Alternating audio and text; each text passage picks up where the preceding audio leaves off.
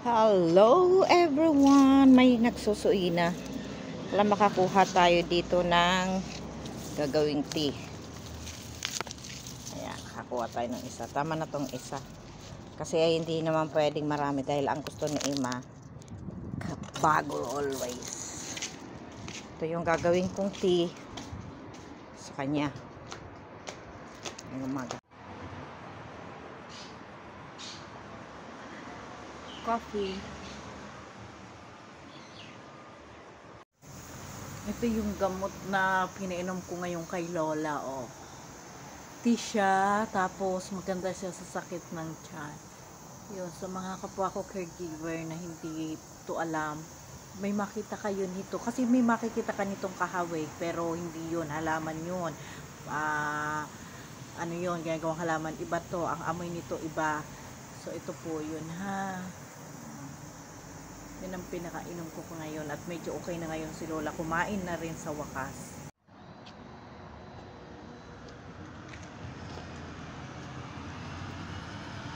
Little bit exercise and then we're going home.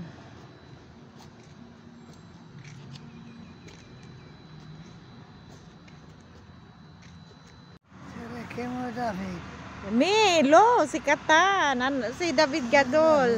Halo. Ene. Tagidi Shalom Ima, si Lordap na, Mr. Bedap na. Going home later.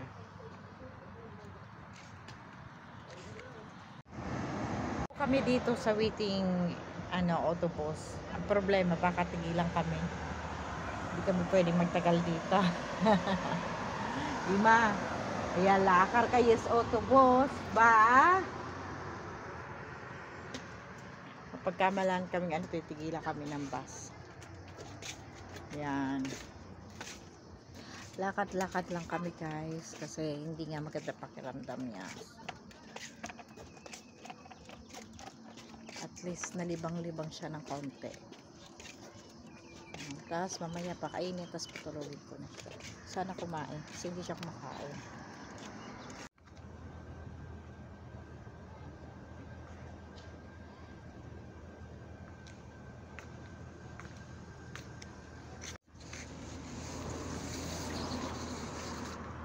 Pinadala ko na lahat, pero naiwan sa pinig. Ko ninyo na lang. Ay nako, Ate Nita ha, bakit niyo ko inubusan?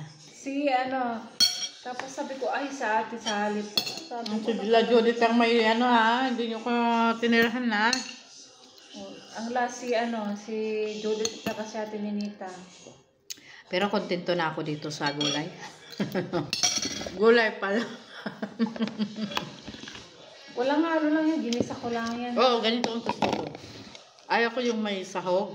Ginisa Ayaw ko ko. lang siya. Sabi ng ate ko, wala bang gulay? Sabi niya gano'n. Sige, sabi ko, mag-gisa ako ng upo. Kasi, yun yung pumunta na ako kanina sa Pag upo, pinakang gusto ko kamatis lang. Oh yan, kamatis lang.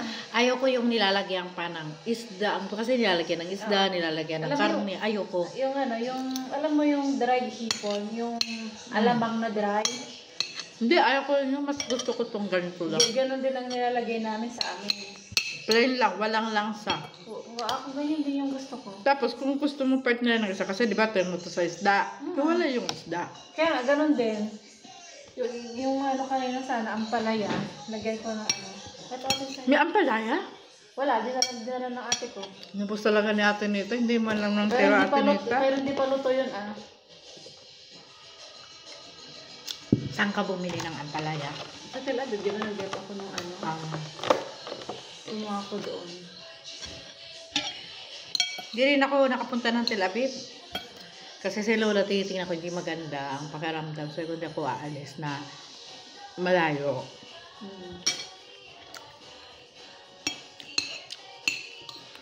Pati ang pag-relieve ngayon, di rin ako makapag-oo sa'yo.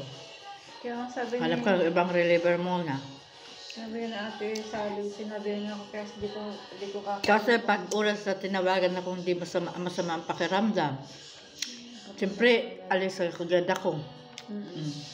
Sabihin, sunduin kita namin ikaw dyan sa Sa plat mo. Sa plat, wala man ako sa plat, o, diba? Hindi ka rin tuloy, uwi. Hindi. Sinabi na ko ng anak na wag akong umuwi muna. Nakiusap. Pinagbigyan ko naman kasi konsensya ko din kapag Nakikita na nila siguro yung na alaga mo. Napaiyak ako nung sinabi yun. I think, Sally, this is the last year of my mother. Mararamdaman mo naman, ate, Hindi ko pa nararamdaman. na Hindi pa nararamdaman. ang aking lola. Ngayon lang yan kasi summer, hindi niya kaya ang init. Ngayong summer. Magbabago ang pakiramdam nila. Si eting lola ko nga minsan, ang daming, awang-awa ako dito sa lola din. Pag tayo nawalan ng visa? Alam mo bang na ako? 10 years na ako. Panyas ka natin. Paano pa ako makakahanap ng visa? Sa tingin mo? Hindi naman ako pwede mag-TNT. Ang hirap din mag-TNT, eh. Hindi. Malaki na rin yung doon sa Bingulyon eh. Tsaka, naman natin. If in case naman na... Hindi pa ako ready umuwi. Kaso lang, kung hindi ka pa ready, magsasuffer yung nandun sa Bengorion. Ako, balik lang sa akin ng Bengorion ko. Manilaw siya, Christina. Hindi kaya, ang plastic niya ay hindi maganda? Bili ka ng naninilaw siya, baka ma-judge. Oo. Alam nyo guys, yung akin sa bahay na nakikita nyo maganda, ito yung nanay. Naging payatot yung nanay. Di ba yan yung nanay? Ito yung nanay. Tapos, ito rin yung nanay ng aking tanglad. Oh, ito na yung nanay. Ang papayat ng mga nanay. Ito na yan natin. Kawawa. Nagtampo siguro to nung kinuhanan natin. Ang ganda nga nun, di ba? Oo.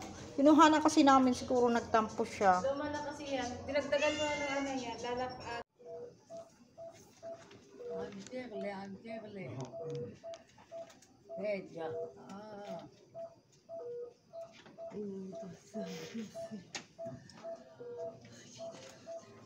Lalabay po dapat.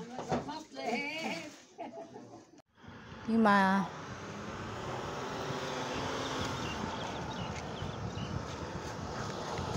Wow, ruwaktob ima. Yes, haber. Mr. Kele to yalaboy. En harbe anasin.